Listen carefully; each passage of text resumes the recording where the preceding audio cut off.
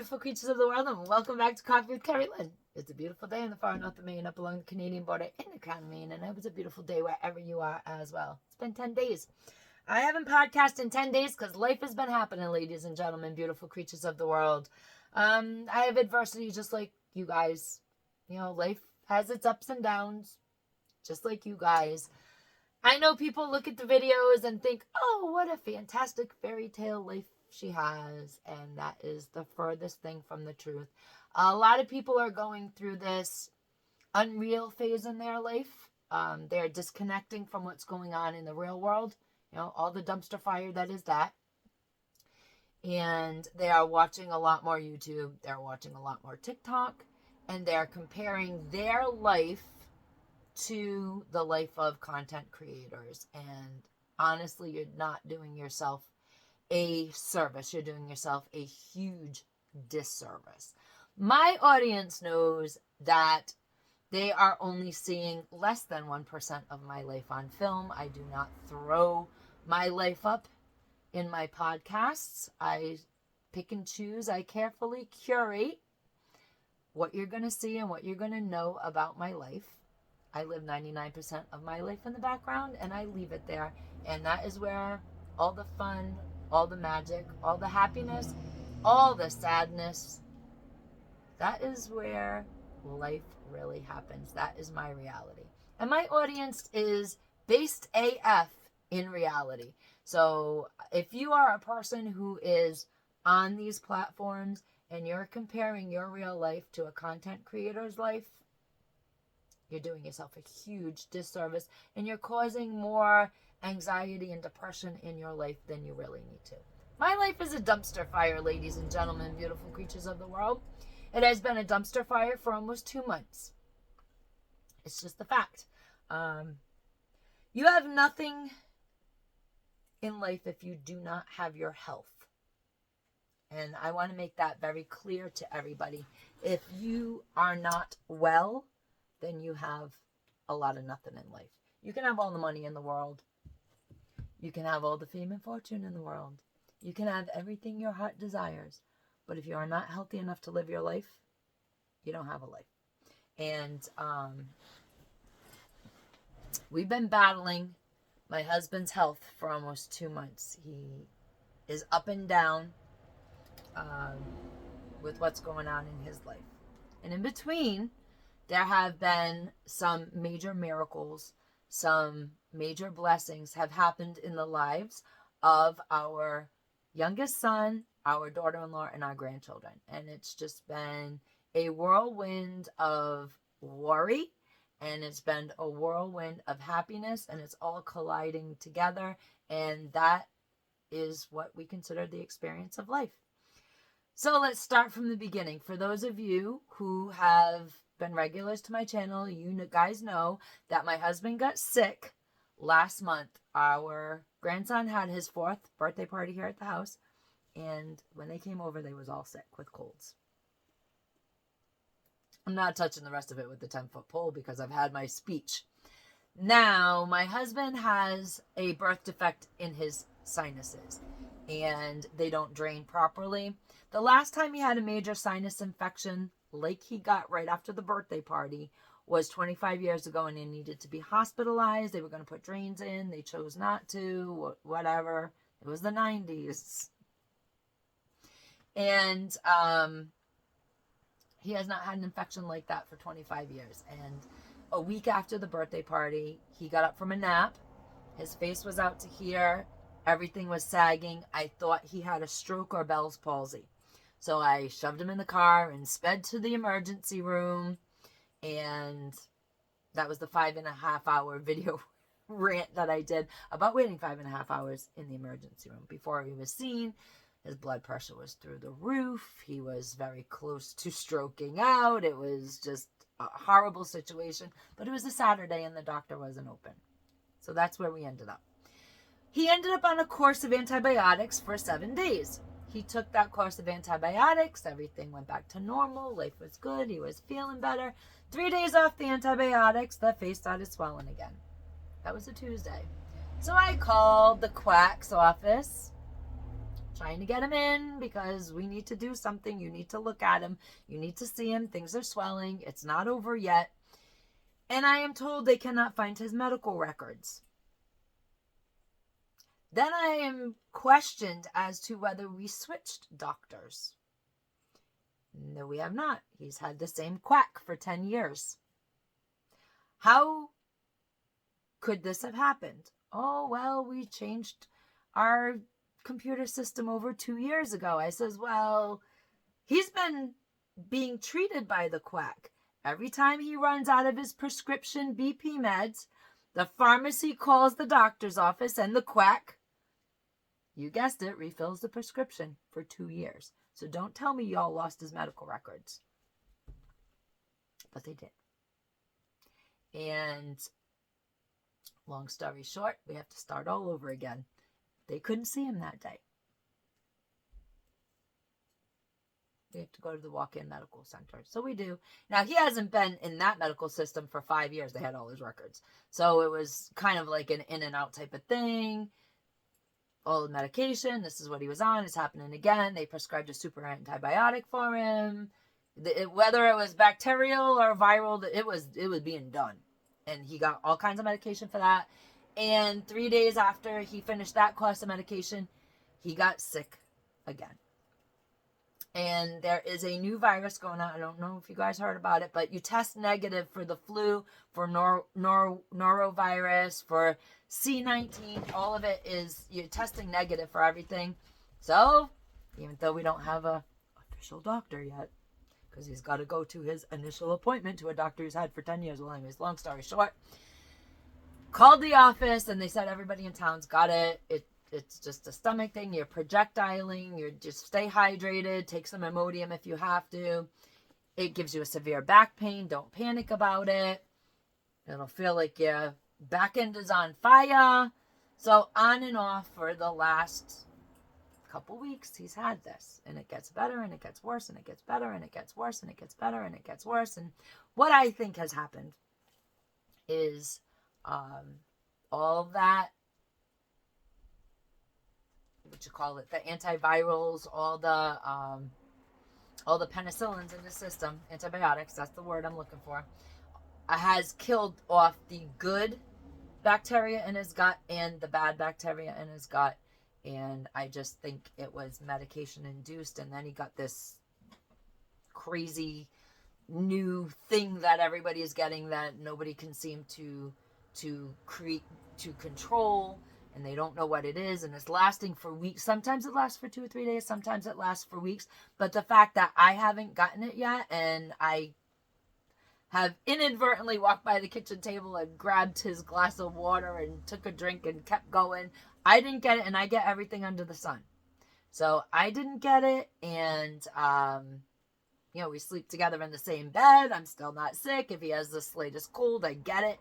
And he usually sleeps on the couch, but I mean, it's just been weeks of this, so I'm not getting it. So therefore, I think it's really a whole thing of the antibiotics killed off a lot of good and bad in his gut, and now we're slowly bringing the good bacteria back into his gut system, and he's kind of feeling a little bit better.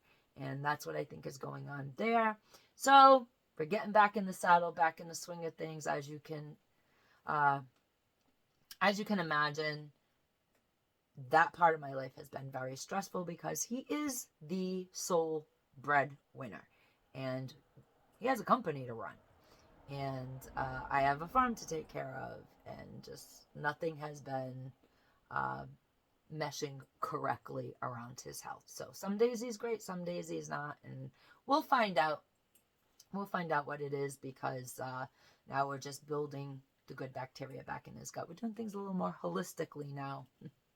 Sometimes they resist, ladies and gentlemen. You, all you wives know, sometimes your men, when they get sick, they can just be stubborn about everything.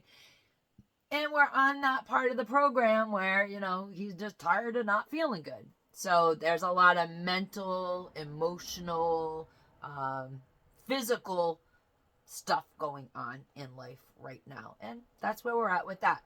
So we'll keep you updated on his health.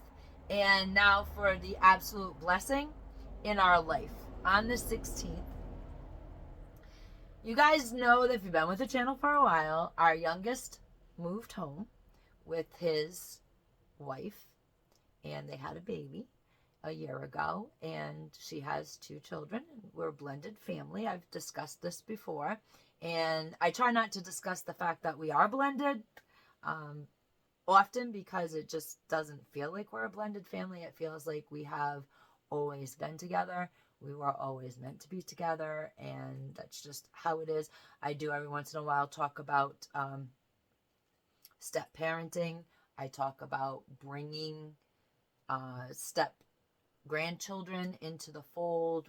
We do some discussions on that when we talk about our relationships, whether they're marriage, kids, big kids, little kids, grandkids, life, liberty, love, the pursuit of your happiness. When we do those intimate discussions, I do touch on how to seamlessly blend a family.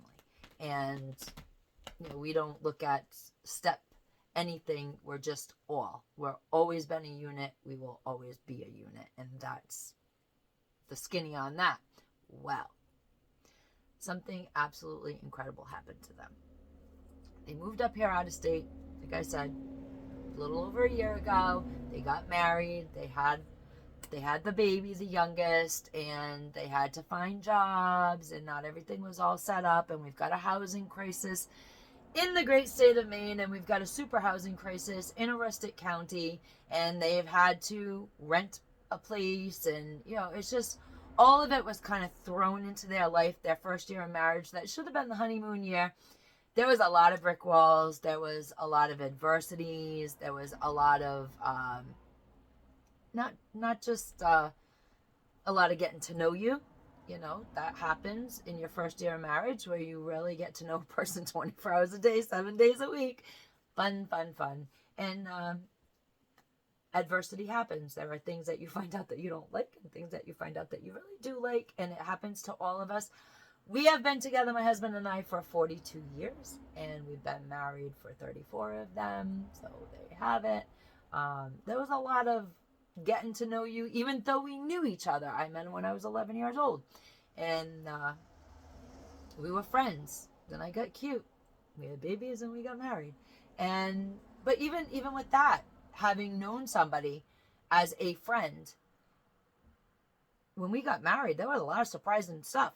I mean, there was things that I didn't. We lived together before we got married. And even during that period, there were things that didn't come forward till after we got married. After he hooked me and put the ring on it, but that happens to everybody. You're always learning new things about the person that you are married to. If you don't learn something new about your person every day, there's likes and dislikes that he's just realizing, just occurring to him that I have. There's preferences and there's not preferences in all aspects of our life. I mean, I didn't know for a long time. I didn't know he didn't like eating taters at his dinner. I fed him taters every damn day. And it was like 10 years. 10 years into the marriage, he's like, I really don't like potatoes. I'd rather have rice. So you learn things, and that's what the kids have been doing. But finally, it's all coming together. It's just like, it's like God said, enough adversity, guys. You've been through everything that a couple that's been through many years together, goes through, because you have outside forces as well. You have, I want to be as polite as I can about this. You have other natural parents that don't always make life easy, if y'all know what I mean. In fact, we'll be doing a segment on deadbeat dads and moms shortly. Long story short, they have had a lot of adversity, and they've overcome a lot, and they've bonded, and they've stayed true to their faith. And it's just like, it's like the good Lord said, you guys have a good foundation. I know you can build together. You're not working against each other in moments that it would be very easy to work against each other, and you are fighting for your relationship, you're fighting for your marriage, you're fighting for your children. And God handed them a blessing, and they now have their home. They live not far from us. They live surrounded by a bunch of wonderful Amish people, who incidentally we happen to be very good friends with in their community. They did not know that when they moved there. It was just everything happened as it should, and everything fell into place. It's a jigsaw puzzle with every piece in the box at this point, and we are so thrilled for them, and it is such a blessing. They are far enough away from what we consider the big city where everything happens. They're far enough out into the country to live a wonderful homesteading country life, but yet close enough to get to work every day in the citified area. So that's how we're going to end this video, on a very positive, very upbeat note. And it all boils down to faith. It really does. How you perceive the positive energy, the positive grace in your life. That was snow falling. We have a lot of cloudy days in our lives. We all do. And then we have the days that are absolutely sunny and absolutely magnificent. And it makes every cloudy day have been worth the experience. Ladies and gentlemen, beautiful creatures of the world, thank you for joining me once again on my podcast. We will be back on a regular basis. I really do think we're on the uphill climb. When you're having a downward spiral, you really need to grab hold of the reins and rein it all in and say, this is the point where things are going to change. And you start living the change, and the change does happen. That is a guaranteed promise. If you put the work into your life to make the good stuff happen, the good stuff really does happen. Ladies and gentlemen, beautiful creatures of the world, carpe diem, because no one promised you a tomorrow.